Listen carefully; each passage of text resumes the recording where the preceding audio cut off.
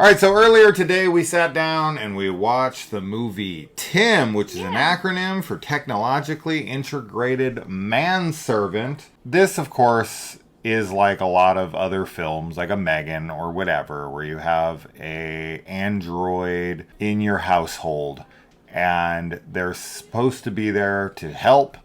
And, of course, you know, the programming always goes wrong. Yeah. And, they end up being not so helpful.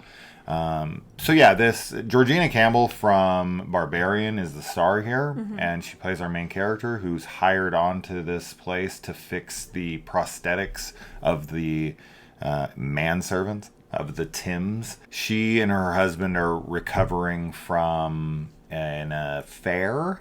Yeah. And you know, their relationship isn't so great. And when she starts at this company, they are gifted a non-negotiable present, which is a T.I.M, and he is at the house with them. And you have to have one there to work at the company. And so the husband is not wanting it there, but you know, because she's into the technology and everything, she thinks it's all safe and fine and well and great. And she doesn't mind the help around the house, since her husband's useless in every way. So I mean, I think you can go see where that's going. You know, this is one I'm not really hearing talked about much. I think maybe because it came out close to Megan. This came out last year, technically, like in the UK, in August. But we didn't get it here until later on. This is a 2024 film for us, and it's on Hulu right now. I quite liked this. I really liked how they played around with the relationship of T.I.M and our main character here, Abby. And I liked all that stuff. Yeah, I liked it. I had a good time with it. I think it's a pretty, like, tragic, like, kind of love story, and I always have a soft spot for like robots and artificial intelligence, especially in film, because they're almost always villainized, or at the very least they end up being like abused by humans, and it always makes me feel really bad for them, because it's like so often like they're just designed to be slaves and I don't like that. Like, I really don't. But I thought this was cool. I liked there was a lot of, like, drama and tension in the film. Yeah. I think we had a lot of fun watching it, too, because we would kind of be reacting to things like, oh, like, he's gonna do this, or, like, they're gonna do that thing, and it was just fun. It felt like a very, interactive movie, and, I enjoyed those. But, yeah, I thought that the actor that plays T.I.M did a great job. He's very, like, uncanny valley, like, he looked like a robot, which is nice. Even though, I mean, there's no, like, effects used on him. No, it's not like Megan. It's just a human. Yeah. But he does look like a robot, for sure. Yeah.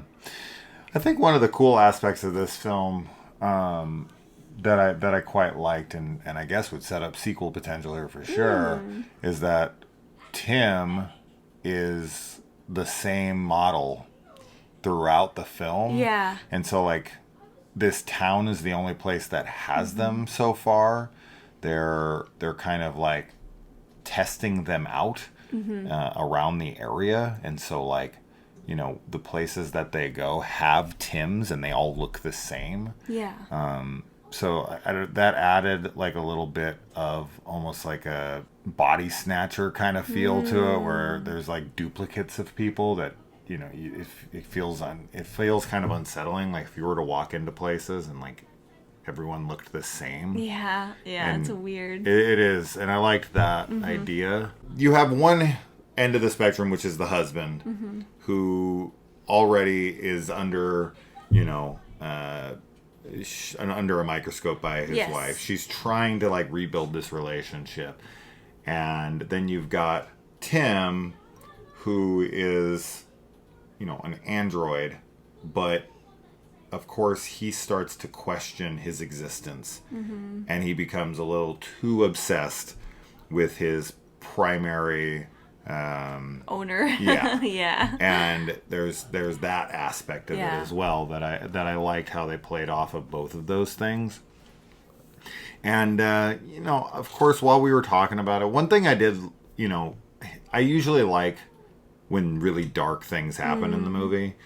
And with our main character Abby here, I was like fighting against myself on some of that because she's very likable and you want to root for her. And parts of me were like, wouldn't it be cool if this happened? And then I was like, well, I'm conflicted because I don't want that to happen, as cool as that would be. And I don't know, I feel like the movie definitely takes some turns that I found to be somewhat surprising at times. Now most of the film is fairly predictable and kind of what you would expect from this movie, but there are some moments that I was like, oh, okay, they went that direction with it. I thought maybe something else was going to happen there, so it does have some unpredictability to it.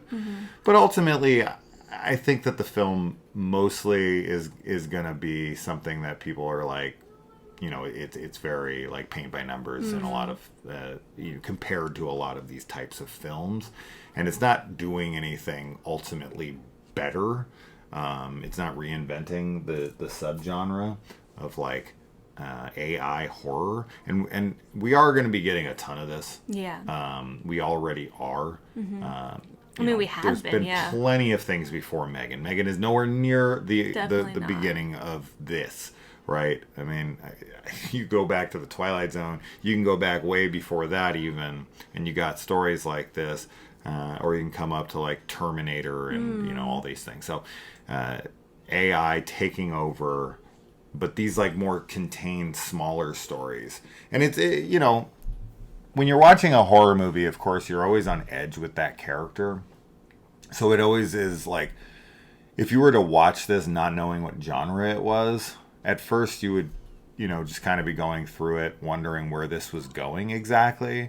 Because you've got other movies that deal with this stuff, like AI, artificial intelligence with Steven Spielberg, or Bicentennial Man with Robin Williams. And those are like really heartfelt, like tragic, devastating stories. Gosh, where you're more on the side of the robot, more so than the humans. Yeah. And with this one, because the husband is... he's so awful. There are definitely parts where you're like, go Tim. I know. So you root for him a little bit. Yeah, I think you're right. We just had a good time watching it because it was just fun to sit through. I don't think it's something I'd ever watch again. No, I feel like I understand everything perfect and I don't really have an urge to rewatch it, but I really did enjoy it. Yeah, Tim definitely, the way that he's used as like, he has access to all of their technology, all kinds of right? Stuff, yeah. So he can lock all the doors, he can turn on and off everything in the house, he can, take over their phones, he does some other things that you're like, oh man, he could really be dangerous. Yeah, as you said, he's like a really formidable villain to go up against. You would not want to go up against this guy for any reason. Yeah. And as cheesy as the like ending might be, I liked it. I actually thought that was really cool. You actually called it in the moment of what was going to happen. And as soon as you said it, I was like, oh yeah, that is what's going to happen. Yeah. That's cool. I like that. Yeah, me too. It's it's a tad like on the nose, but I don't really care. It's tragic. It's very tragic. Yeah. So. But the very, very end, I can't really say what that is. After the big moment, I thought that was like eye rolly. Like, I don't know how the hell that happened, kind of thing. We both were like, how? Yeah, what? Yeah. Come on. So those kinds of things, it's like, whatever. It is, yeah. It's like, I don't really care that much about but the drama of it is good drama. Is totally fun. It's a very classic, like, it feels like a 90s thriller. It does. Like, with like a modern Megan feel to it. Totally. Like, pretty predictable, but still very entertaining. The acting is good from everybody. Yeah. Oh, yeah. The writing is good, like it was fun. It was a good movie. Yeah, it's definitely, if you're into these types of films, and this is, Wife Like is another film from like last year that was like this. As I said, We're getting Afraid later this year, which is also another AI thing. But I think that's more like a Siri. And then we're getting the Megan Fox one next year where she plays like this. She's like, you know, I think she's like a sex bot or something that goes killer. And we've been getting these, and we'll continue to keep getting more and more of them. Yeah. But this is a good one, and this is a good addition to this subgenre that I think is just going to be, we're going to get flooded with these. The more that we get of this type of like subgenre, when we do, like, AI is just gonna have more to draw on. Like, they're gonna be like, oh, this is what the humans are afraid of. Yeah, they're gonna be like, wow, way to vilify I guess us. we can. Yeah, seriously. They're gonna watch these movies like dicks. I just wanted to make you coffee. God. Yeah, just think about Assholes. the Matrix. What is the animated? Yeah, the Matrix animated show. Like the opening? Animatrix? Yeah, the Animatrix. Isn't that like AI and robots?